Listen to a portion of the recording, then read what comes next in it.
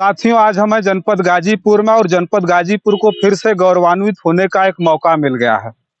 जनपद गाजीपुर में हम आज उपस्थित हैं। ये देखिए जौनपुर का बॉर्डर है, ये मौधा गांव है और हमारे पीछे देख रहे होंगे ये गेट है, मेन गेट, जहां से आप मौधा गांव में प्रवेश करेंगे। मार्केट है एक छोटी सी। और फक्र करने का समय इसलिए आ गया है क्योंकि गाजीपुर ने समय समय पर जब जब इस देश को जरूरत पड़ी है, जब जब इस देश पर आफत आई है, तब तब इस देश के लोगों ने अपने लहू का कतरा देने के लिए कभी पीछे हटने का काम नहीं किया। ठीक उसी तरह से हमारे बीच में आज एक सेना के जवान थे जो शहीद हो गए हैं और उनकी शहादत में देख रहे हैं पूरा का पूरा पीछे तक जन सैलाब उमड़ा हुआ है। और उस जन सैलाब में केवल आप देखेंगे तो लोगों के अंदर मतलब इतना गुब्बार है कि वो बिल्कुल इंतजार कर रहे हैं, क्योंकि आज उस शहीद का रास्ता छोड़ दीजिए, आप लोग रास्ता छोड़ दीजिए भैया, रास्ता छोड़ के हटिए थोड़ा सा। उस शहीद के आज के पार्थ का जो पवित्र पार्थिव शरीर है उनके गांव पहुंचेगा और गांव पहुंचने के बाद ये लोग उनको श्रद्धांजलि अर्पित करने के लिए यहाँ उपस्थित हुए हैं। इतनी जबरदस्त भीड़ है, आप पीछे देख सकते हैं। लोगों की आंखें नम भले है, लेकिन कहीं ना कहीं इनके जो सीने में इतना मतलब इनका जो सीना है वो चौड़ा हो गया। इतने फक्र की बात है कि जो यहाँ के सतीश सिंह जी थे वो सेना में थे और शहीद हो गए हैं और उनका पार्थिव शरीर कुछ ही समय में इस मौधा गांव में पहुंचने वाला है। देखिए गाड़ी भैया रास्ता छोड़ दीजिए प्लीज, मैं पहले कह रहा हूँ कि एकदम रास्ता को अवरुद्ध मत करिए।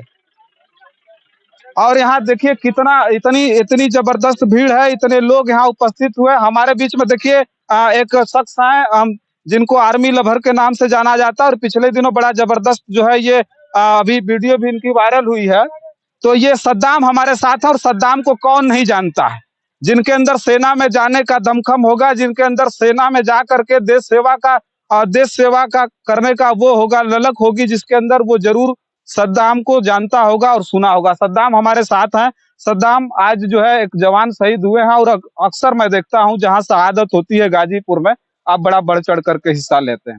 तो कैसा लग रहा है, आज फक्र हो रहा है कि नहीं हो रहा? तो सबसे पहले तो जो भी हमारे युवा देखेंगे सबको जय हिंद। और फक्र की क्या बात है इसमें, तो ये ऐसी मौत है कि शहीदी मौत, जो कि इसमें हर युवा और हर बुजुर्ग, हर नौजवान, चाहे बूढ़ा हो चाहे जवान हो, सब बिना बुलाए हुए चले आते हैं।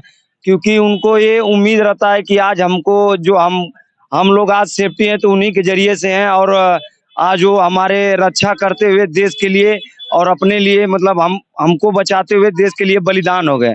तो उनके मौत में अगर हम न जाएं तो फिर मतलब ही क्या है। तो इसमें बिन बुलाए युवा जुड़ते हैं।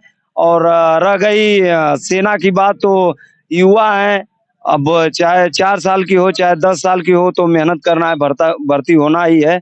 और यहाँ पे अब क्या बोले, ज्यादा आए हम लोग शहादत में, तो हम लोग यही दुआ करेंगे कि भगवान उनकी आत्मा को शांति दे और उनको स्वर्ग नसीब हो, और जहाँ भी रहें बढ़िया से रहें। बस देश में जब ऐसी शहादत होती है तो जो देश के युवा हैं वो फक्र करने लगते हैं। फक्र इसलिए करते हैं कि ये जनपद गाजीपुर है और जनपद गाजीपुर का हर युवा चाहता है, सबसे पहले ए ग्रेड की नौकरी नहीं चाहता है, वो चाहता है कि देश सेना में भर्ती हो और सेना में जाकर के देश की सेवा करे।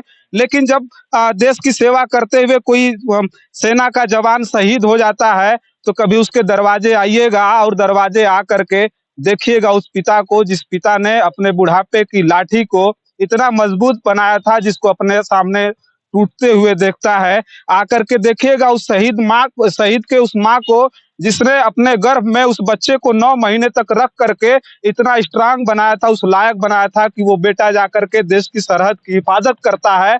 और कभी उस शहीद के परिवार को देखना होगा तो आकर के उसकी पत्नी को देखिएगा, जब अपने सगे संबंधियों में बैठती रही होगी तो वो पत्नी बड़े फक्र के साथ कहती रही होगी कि हमारे पति सेना में है।